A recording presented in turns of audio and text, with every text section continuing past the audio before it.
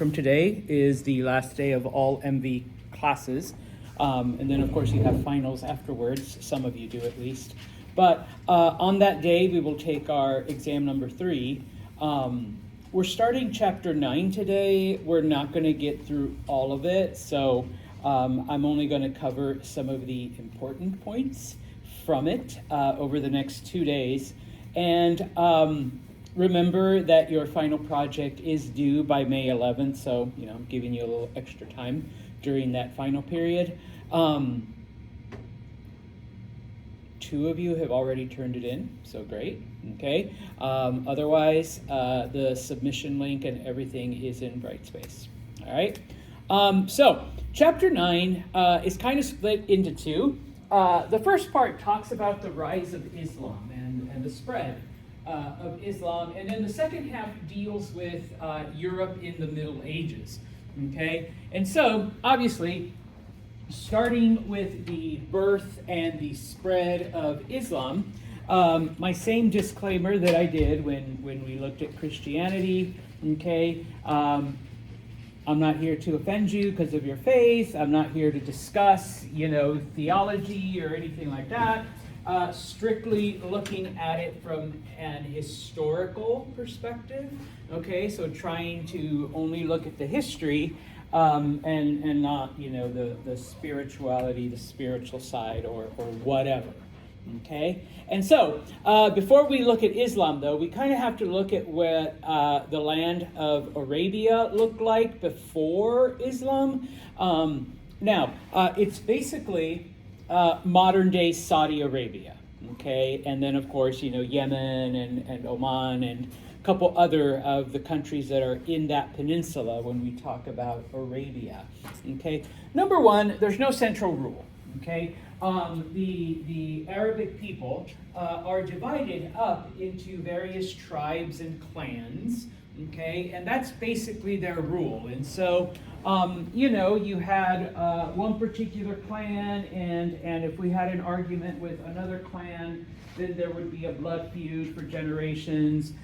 Certain tribes lived a certain way, and so there really was no unity. There might be some alliances, and of course there might be some intermingling via marriage, but otherwise, it was pretty disorganized, okay? Now, part of the reason why is because when you look at the geography of Arabia, you do have some pretty imposing geography, some pretty harsh, all right, environmental, factors. Number one, along the western side, you do have, quite a few mountains. You do have some very imposing mountains that kind of kept other places out. You do have them on the eastern side, but most of the population was over here. Okay. Number two, it is one of the hottest desert areas on the planet. Okay. So once you get beyond the mountains, once you get beyond, the borders of civilization, you're pretty much in nothing. Okay. And in fact, the map here has the Arabic name, but in English it's the empty quarter, where basically it's just sand, loose, weird sand.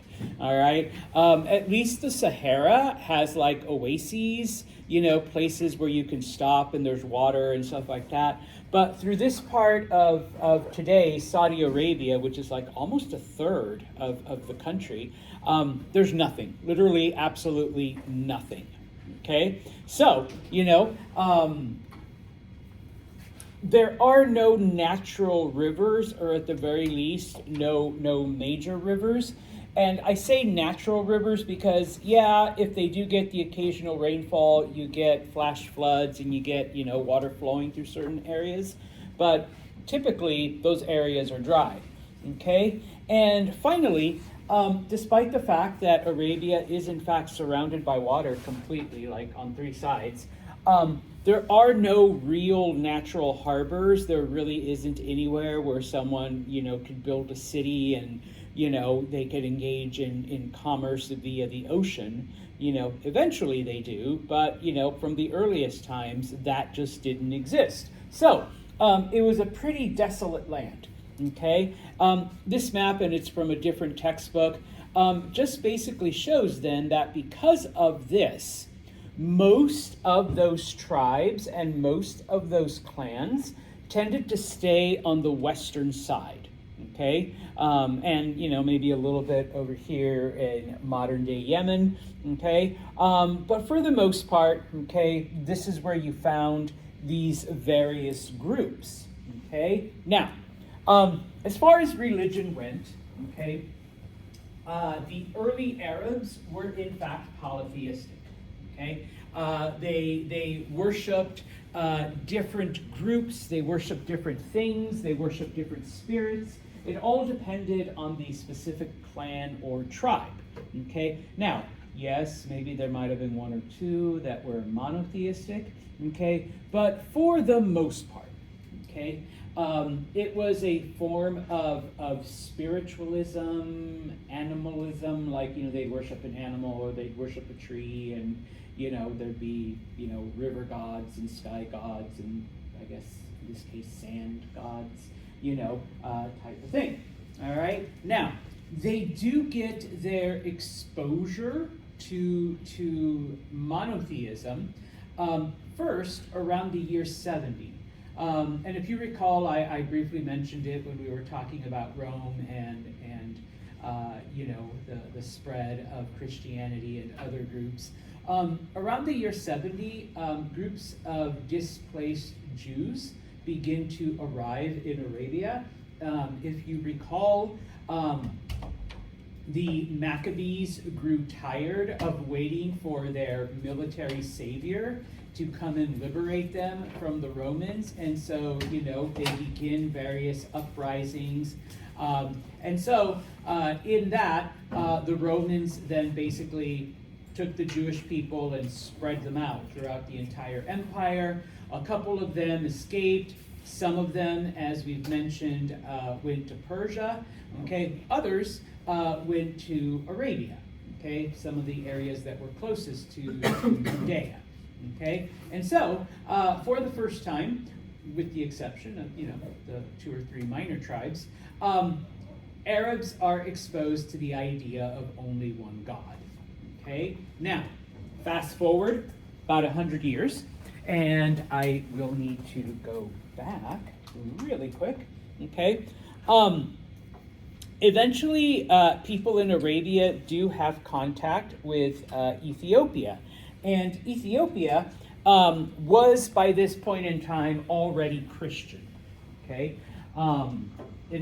Just as a side note, Ethiopia for over 1,000 years was like the only Christian area in all of Africa, okay? But they are exposed to Christianity via Ethiopian contact and missionaries and stuff like that, okay? Later on, when Arabic people begin to encounter Persians, they're exposed to Zoroastrianism, which is, another form of monotheism.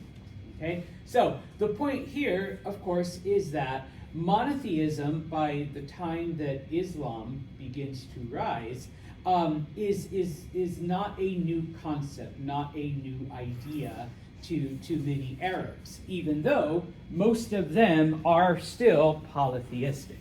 Okay, now, because, all right, you do have different tribes and you do have different clans, and each of those aligned maybe one with another, and they fought each other, and there were blood feuds, and there was competition and whatnot.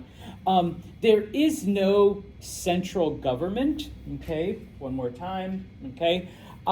Now, sometimes there would be like different states, different kingdoms that would arise, but, then they'd collapse, they'd grow, they'd shrink, they'd, absorb something else and whatnot. The one constant, where are you? Here you are, was the city of Mecca, okay? Because Mecca was quite literally the halfway point from the bottom of Arabia to the top, okay? it starts off as like a resting place for travelers. Eventually, it becomes, a center for trade, okay, for all kinds of commerce, because you have different groups passing through Mecca. It eventually becomes, a religious center. Maybe you've got one group that worship, the sky gods, and one group that worships nature, and one group that worships, the ocean god. And so, they all kind of come together in Mecca with their own beliefs. And then finally, even though there is no unifying government, Mecca becomes the de facto center where different tribes and different groups can come together and maybe negotiate or talk or form alliances, whatever, because once again, Mecca is at the center, literally and figuratively, of pretty much everything that is going on. Okay, so by the time of Muhammad, who is talk about him in 2 seconds, Mecca is, the, I don't want to use the word capital city, but as closest to that as you can get. Okay, and so, like I said, 2 seconds. All right, so where does Islam come in all of this? Okay, well, there is a man. And I apologize, I'm going to butcher the whole family name, but Muhammad ibn Abdullah, okay, he is born in Arabia around the year 570, okay? We don't know, all of the specifics of his life, okay?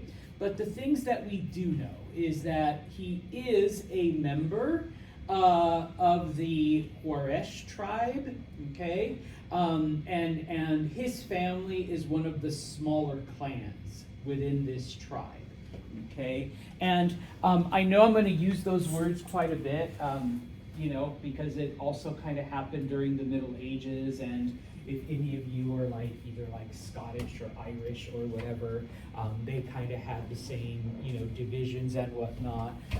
You have a tribe, okay, of whatever, and then, you have different clans that make up that tribe.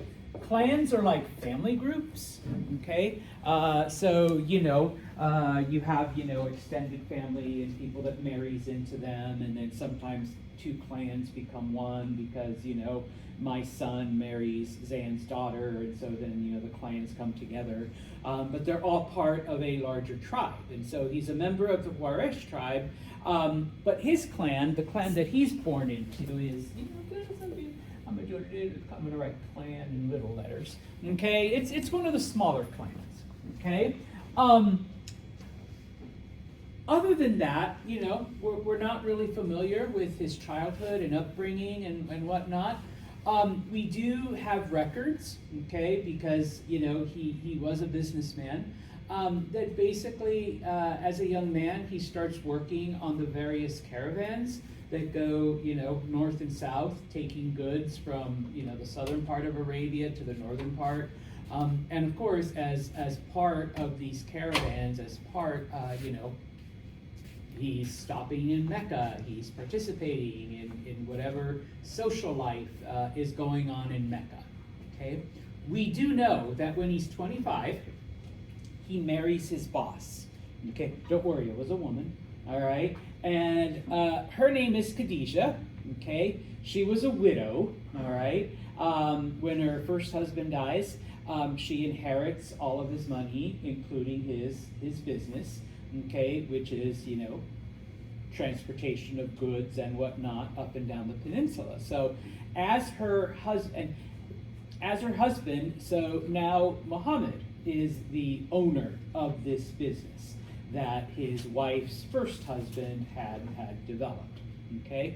Khadijah was, significantly older than him, type of thing. But in many cases, and you will see this throughout history and the Middle Ages and even in early colonial times, young men would find, rich widows and would marry them, okay? And then because it's, sorry ladies, it's still a man's world, they would be the one then to, take care of the money and the business and the home and the slaves and whatever came along with it, okay?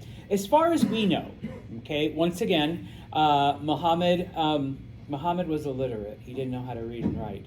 And so from what other people have said about him and wrote about him, okay, he was a responsible businessman, okay? He was pretty successful, and he was very trustworthy. He didn't cheat any of his clients. He charged fair prices and, honest, like I said, reliable, did what he was going to do, etc. Okay? The other thing that we learned from people's records and things that they wrote about him was that he was very, very spiritual. Okay? He did have questions about nature and the universe and the gods and all of that stuff. And so often on the journeys, from north to south, south to north, all of this other stuff, he would go off into the mountains on his own and engage in, I guess, what we could call vision quests. He would go off and pray and try to receive some kind of message or inspiration from the gods or God or whatever. Okay? Well, it so happens that in the year 610, he's about 40 years old, okay? And he is on one of these spiritual journeys that he often took in the mountains, okay? He's been gone for about a month, okay? It does involve quite a bit of fasting and meditating and prayer and whatnot. And according to the records, he sees the Archangel Gabriel, okay? Now, just as a side note, for those of you that had a religious education or whatever, there's different levels of angelhood. I don't know who came up with all that shit. But archangels are supposedly like at the highest, they're closest to God. I know there's like 8 of them. Michael is one, Gabriel's another, Raphael is the third. I want to say Balthazar is another one, but I knew them once upon a time. But if you don't have a nun hitting you over the head with a ruler, you tend to forget this shit. But so you had the archangels, okay, and it's Gabriel who comes down and brings a message from God, okay? Basically says, okay, number one, there's me, and that's it. There's only one God, okay? So monotheism's the way, polytheism, boo, got to get rid of that, okay? All of those other gods, all of those other ideas, those are all wrong. Okay, so monotheism is the way. I am, your God, okay? And as your God, I'm telling you that number one, you need to be a good person, okay? You need to do what's right. You need to, help others. You need to take care of the poor and the sick and like all of this other stuff, okay? Now, one thing to understand, all right, and it's something, no offense, that a lot of, Americans and Westerners tend to not get, is that Allah is the Arabic word for God, okay? And it's the same God that Christians and Jews believe in. It's the exact same one. It's not a different God. I've had, no offense, once again, I've had, certain people go, well, they believe in Allah and I believe in Jesus or God. It's the same person, okay? It's literally the same God. It's just that they're using the Arabic word for it and you're using the English word type of thing, okay? And so, okay, he gets this message from the angel, all right? Now, much of what Muhammad receives from the angel Gabriel is basically the same as some of the other monotheistic religions. Be a good person, all right? Be kind. Help those in need, okay? There is a struggle between good and evil. You need to pick good and you'll be rewarded in the next life, okay? So those messages aren't all that different from what Christianity teaches, from what Zoroastrianism teaches, and then to a lesser degree what Judaism teaches. Okay? And so, once he receives this message, Gabriel tells Muhammad, okay, now you got to go out and you got to teach your people first. Okay, you got to teach your fellow Arabs. All right. Most importantly, though, okay, because many of the Arab tribes are polytheistic, they got to stop that shit. All right. No more polytheism. All right. All of those other gods, those are all fake gods. Okay. I'm the only one. Okay. Now, as far as Jews and Christians go, okay, basically he's like, you guys are kind of the same, because once again, all right, the Jewish God is the same God that I'm serving, the Christian God is the same God that I'm serving, okay, but for the Jewish people, in the thousands of years since the ancient Israelite religion, and for the Christian people, because we're in the year 600, in the 600 years that Christianity's been around, they've fucked up the message. They kind of messed things up already, and they've kind of corrupted, what Allah really wanted to happen. So, okay, Muhammad, I'm giving you the corrections. All right, that you now need to take to the Jewish people and to the Christian people and show them, oh, hey, by the way, this is where you've kind of left the path, and here's how you go back to it. Okay, and so he is also told that with this message, that Muhammad was going to be the last of all the prophets, that after Muhammad, there are going to be no more, okay? Because Muhammad received the pure, direct word from God, and hopefully nobody messes it up from here on out, okay? But that it's basically the same message that Moses brought, that, I only wrote Moses, but think of any of the Old Testament prophets, same thing that they taught about. Islam does recognize the existence of Jesus, but they see him also as a prophet and a teacher, okay? So for the Christians, that basically it's the same message that he had too, okay? Except that now, Muhammad's bringing you that message, and like I said, he's bringing the pure form of it, all right? Because once again, in the time that these other religions have existed, they've corrupted the word, they've messed things up, they've added other things that were never supposed to be there in the first place. Okay. Oh, and then they've taken away stuff that they just didn't want to deal with. Okay. And so, as I mentioned, okay, Muhammad was illiterate. All right, he didn't know how to read and write, which was once again fairly common during this time, especially since Muhammad came from one of the smaller tribes, okay? It just wasn't a priority. And so what ends up happening is that he does, he's able to find a scribe, and different scribes then begin to write down the many things that he said, okay? And here, just as another side note, okay, many of the teachings that we attribute to whomever, okay, whether it's Confucius, whether it's Jesus, whether it's Zoroaster, whether it's whatever, okay, weren't actually written by them.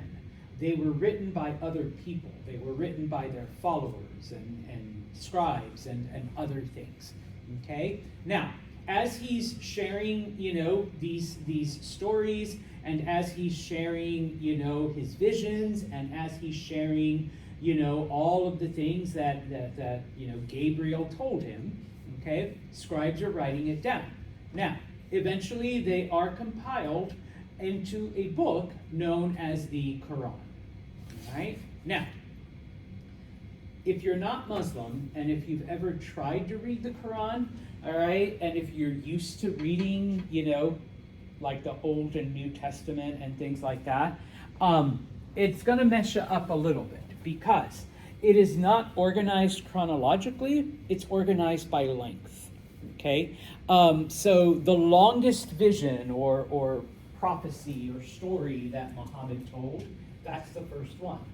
Okay? If you go to the very end of the Quran, you're going to get the shortest one. That's like, I think, like 3 or 4 sentences. Okay? And that's it. Okay? So if you're trying to get like, because if you look at the Bible, and if you want to try to get like a basic idea of what's going on, you kind of can, because it's organized chronologically. The Quran is not. Okay? Now, once these teachings are written down and they are, disseminated to the people, people are like, you know what, this actually makes sense. Yeah, we're going to try to do, these things in our lives. We're going to, be kind to others and be charitable and, all that other stuff. Okay? Now, this is just me as a language person. Okay? One of the greatest contributions of the Quran, and once again, no offense to any Muslims in here, isn't so much the spiritual, love each other and all that stuff part, but the fact that it's written in classical Arabic, and that basically it has preserved that language over the last almost 1,000 years type of thing. Okay, and basically what it does is it takes Arabic and just like wherever you go, like even if it's English, let's say, there's varieties of English. Even, go to Canada and they say a boot and, weird things, and they spell color with a U. Trinity starts laughing. They do say that, don't they? Yes, it's a boat, and, center is R-E, not E-R. Okay? Well, what this does is it eliminates all of those things in Arabic. Okay? It makes like one unified language, and it preserves it across time. And even though today there are translations of the Quran into other languages, I happen to own one in Spanish, okay, that someone gave me. It isn't like, and once again, no offense, Christians, started off in Hebrew, got translated to Greek. From Greek, depending on which version of Christianity you are, it either stayed in Greek or it got translated into Latin. And then Latin, once again, depending on which Western religion you are, it got translated to German. And then from German it went to English. And then, maybe it got translated into French. And then from French it went to Spanish. And then from Spanish it went to Portuguese. And so you have like all of these levels, whereas, Arabic, that's it.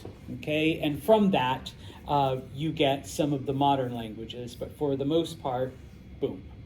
Okay? So from a pure language standpoint, it does do the job of preserving this language. Okay? Now, the religion becomes known as Islam. Islam is just an Arabic word that means submission to God. Okay? So, now that we have a religion, okay, Muhammad has a mission, he begins to preach. And of course, logically, he starts preaching in Mecca, because that's where all the people are, that's where people come, that's where all of the other religions have their headquarters. And lo and behold, as he's teaching people, okay, he is rejected. Nobody follows him. Nobody listens to him. They're like, Muhammad, you're crazy. Okay, none of that makes sense. Okay? The business people saw him as a threat, to their business. It's like, if people start following, be nice and, be charitable and give shit away and take care of poor people, it's going to cut into our money, all right? You don't touch our money, okay? When it came to some of the other religions, okay, the other polytheistic groups, it's like, yeah, you're going to put, the priest of the desert out of business if everybody starts following Islam. People are going to abandon the old religion and boom, okay? And of course, one of the things that the city leaders felt is the reason why Mecca is so popular and why people come to Mecca is because all religions are accepted. But if everybody converts to Islam and begins to abandon the other religions, okay, then, that is going to end. And that's going to affect our prosperity, okay? And so, he is rejected, the government and the church leaders and the business leaders, okay, they all try to, run him out of town. They try to intimidate him. They try to bribe him, to get him to shut up and just go away, which he refuses to. All right, he is determined to preach this message that he has. All right, what ends up happening, okay, is that in 622, there is a neighboring city known as Medina, okay? And Medina invites Muhammad to come there, not for religious reasons, but because he did have a reputation of being fair and honest, and there are some disputes within the city, and they want an impartial third party to pass judgment, to make a decision. And so Muhammad seems like the logical choice, okay? Like I said, he has this reputation for fairness, he has this reputation for honesty, he has this reputation for, wisdom, and so please come and help us settle these disputes. So Muhammad goes with his family, okay? While he's there doing his thing, he begins to preach his message, okay? Because nothing says I can't do this and also, teach them what Gabriel taught me. The people of Medina are far more accepting of the message that he has, okay? And, Muhammad basically says, well, in following this message, we'll be united, we'll do this, Allah will bless us. And so many of the people in Medina, okay, accept the teachings that Muhammad has. And so, because of this, in the Muslim calendar, September 24th, 622, that becomes the beginning of time, okay? Because it's the journey that Muhammad takes from Mecca to Medina. So that's when the calendar starts, or I guess restarts. As far as their reckoning goes. Just like in the Christian world, we base it on the life of Jesus, okay? They base it on Muhammad's journey from Mecca to Medina, okay? Now, he's very successful, okay? He settles those disputes, he does what he was brought to the city to do, but he also gains a lot of converts, all right? Most of the city is basically converted to his message, okay? The only people that aren't are the Jewish people, which surprises Muhammad because he thought that other monotheistic people would be open to, another monotheistic faith, and a faith that is basically like, it's the same as yours, except that, sorry, Jewish person, you corrupted the message, but I'm giving you all the corrected version of it, okay? Whereas he thought, just like in Mecca, that it was the polytheistic people that would have a hard time accepting the idea of only one God. But in Medina, it's the polytheistic people that are like, you know what, that makes sense, okay? We're gonna, get rid of all the old gods and only follow Allah, all right? So Muhammad is kind of confused as to okay, so how can I convince the Jewish people, and by extension Christians, to convert to Islam, okay? And so Gabriel comes back, all right? Muhammad goes to pray, hey, how can I convince the Jewish people and the Christians to accept this message? And so Gabriel comes back, all right? And basically, okay, and if you recall, Abraham, okay, who is actually Mesopotamian, he's from the city of Ur. Abraham journeyed and was the founder of the Israelite people and the Israelite religion, okay?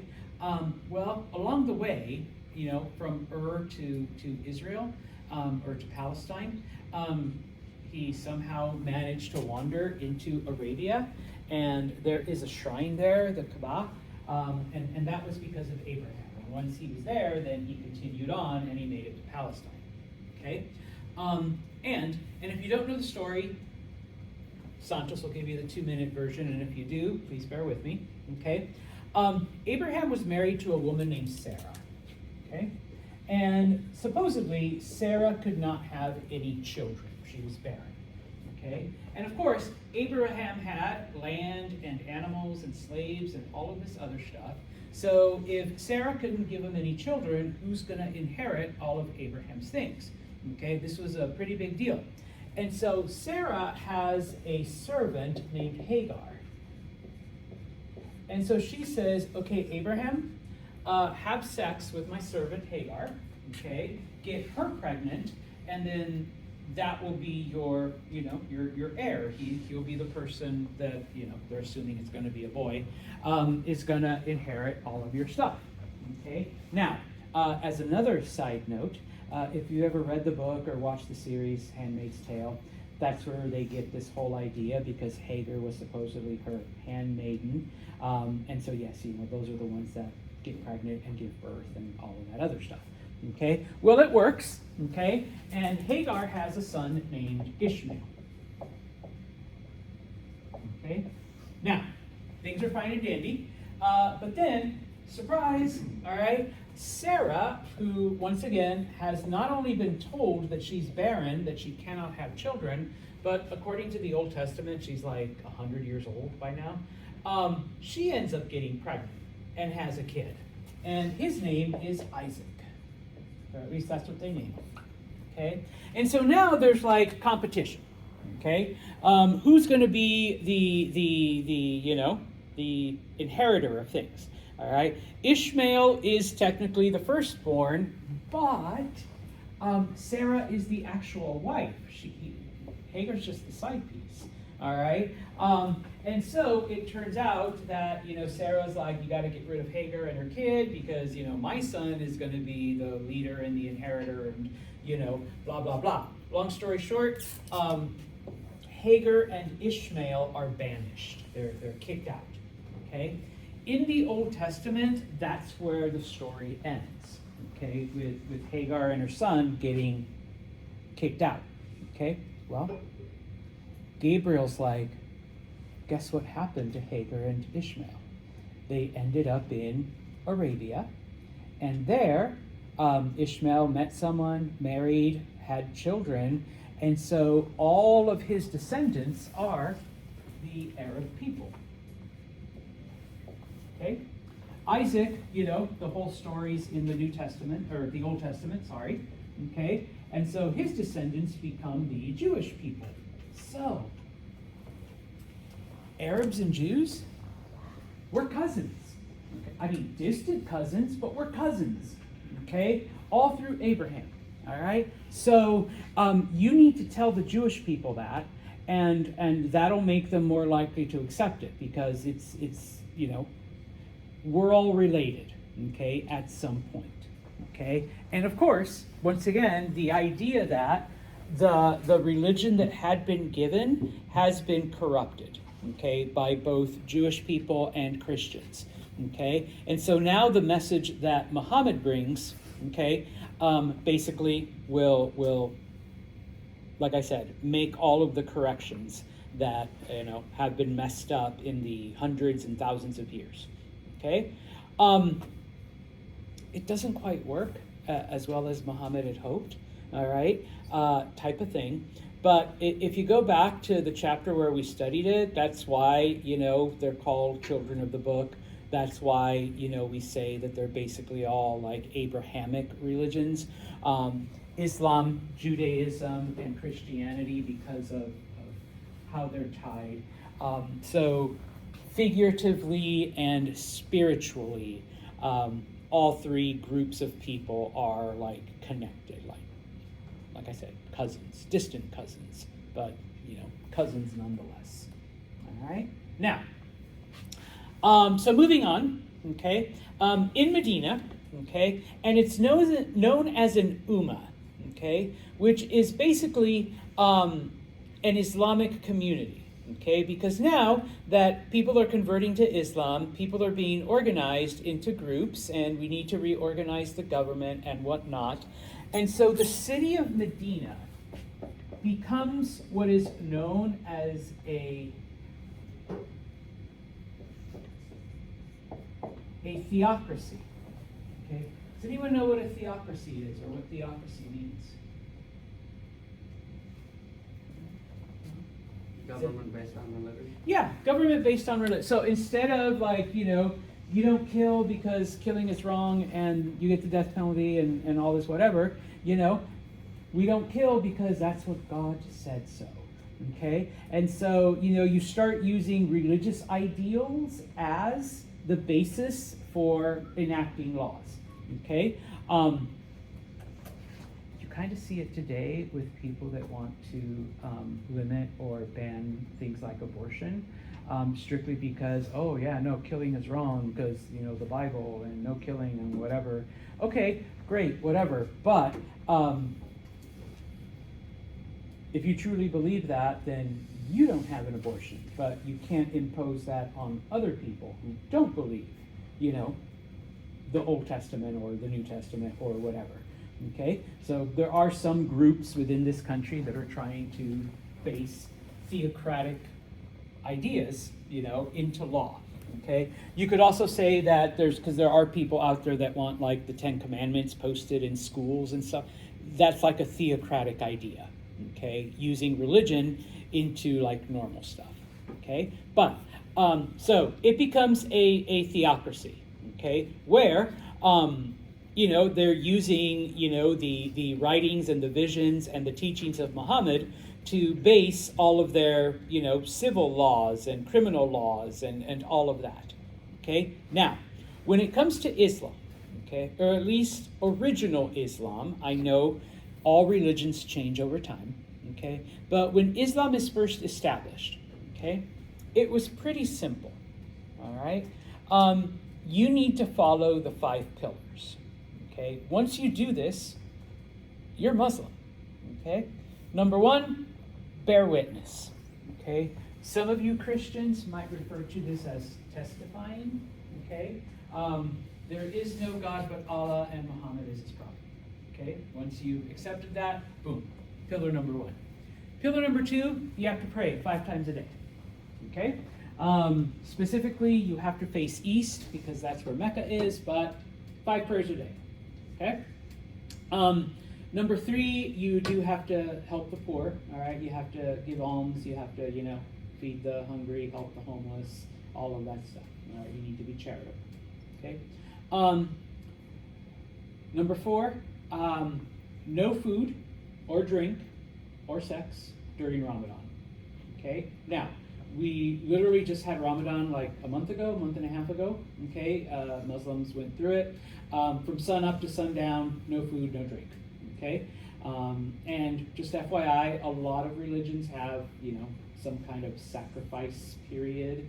All right, it just so happened that for those of you who are Catholic, especially, but even other Christian groups, Lent, where you're supposed to give something up for 40 days. Okay, so there's an element of sacrifice, and finally, number 5.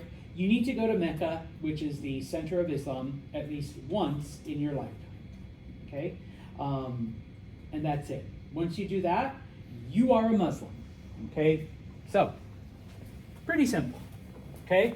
And so most of the people in Medina then did that. Okay? And so, now that Muhammad has a unified group in Medina, he wants to go back to Mecca because that is technically the holy city. All right, that's where he needs to be. That's where like all of the people are. Okay, and so, and this is just a summary because it does happen over a space of like 10 years, where this attempt to convert people actually becomes a quite literal war, where there are battles between the people of Mecca and the people of Medina, okay, led by Muhammad. All right. Spoiler alert: Muhammad wins. Okay. In the year 628, okay, these campaigns start to show success. okay? And by the year 630, Muhammad is able to enter Mecca, and Mecca basically converts to Islam now that Muhammad has defeated them militarily, okay? Unfortunately, Muhammad doesn't live long enough to see the growth and success of what he did, because within 2 years, in the year 632, Muhammad dies. Okay, and with him, okay, that's the end of prophets. That's the end of angelic visits and supernatural things. Okay, now from this point on, okay, Islam continues to spread, though, even though Muhammad is no longer there. Okay, and some of the reasons why. Okay, I already mentioned the 5 pillars. To many people, that was pretty easy. That's all you have to do. Okay, pray, testify. Okay, be nice. All right, once a year, just don't eat, don't drink during daytime, and then go to Mecca at least just once in your lifetime. That's it. Okay, that's all you got to do. Okay, pretty simple to understand. All right, and there's really no question, no doubt, no gray area type of thing. Okay, you either go to Mecca or you don't. Okay, you eat food or you don't. Okay, and then finally, because with the death of Muhammad, he was the last prophet. There is no pope. There is no bishop. There is no whatever that you need to follow. Okay, yeah, there's religious leaders, but the focus is on your relationship to Allah, your relationship to God. That's it. Okay? If you need spiritual guidance, if you need advice, yeah, there's people, there's priests, imams that you can go to. Okay? But there isn't a pope telling everyone what to do, because Muhammad was the last prophet and he's dead. So that's it. Okay? What ends up happening, okay, to summarize, is that the Arabic people accept Islam, wholeheartedly, all right? And so all of the Arab people now become monotheistic. Pretty much 99.9% of them become Muslim, all right? And so because now they're focusing on God and on spirituality, all of the blood feuds, all of the warfare between tribes comes to an end. Okay, people begin to one of others, be nice, be charitable, be kind. That includes not killing, Oliver's family, because my grandfather insulted Oliver's grandmother, and so now we've been fighting for generations. Okay, type of thing. Okay, and so we see unity. Okay, now,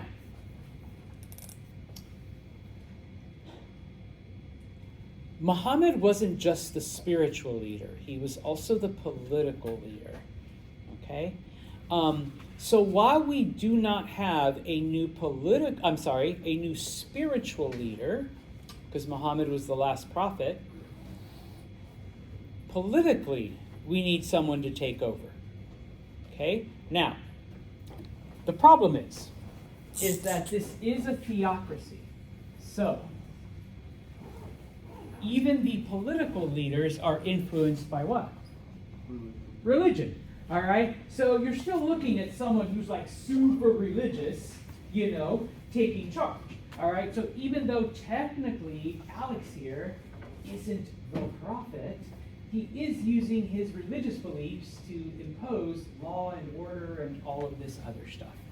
Okay? And so the next person, the one who becomes the leader of Islam or of the state, is Abu Bakr, who is Muhammad's father-in-law. Okay? He takes over. Okay? And he takes on the title of Caliph, okay, which once again is just an Arab word that means successor to the prophet. Okay?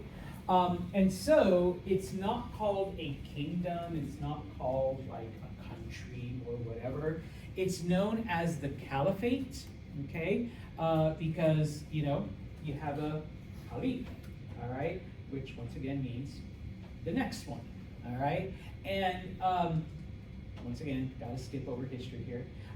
There ends up being 4 caliphs after the death of Muhammad, okay? That basically, you know, everything goes whatever, okay? It is under these 4 caliphs that Islam becomes an institution, Islam becomes an integral part of the state, of the caliphate. And of course, as a country, you know, they're expanding. They're gaining more and more and more territory, okay? But of course, it's guided by religious ideas, okay? Because they are a theocracy, okay?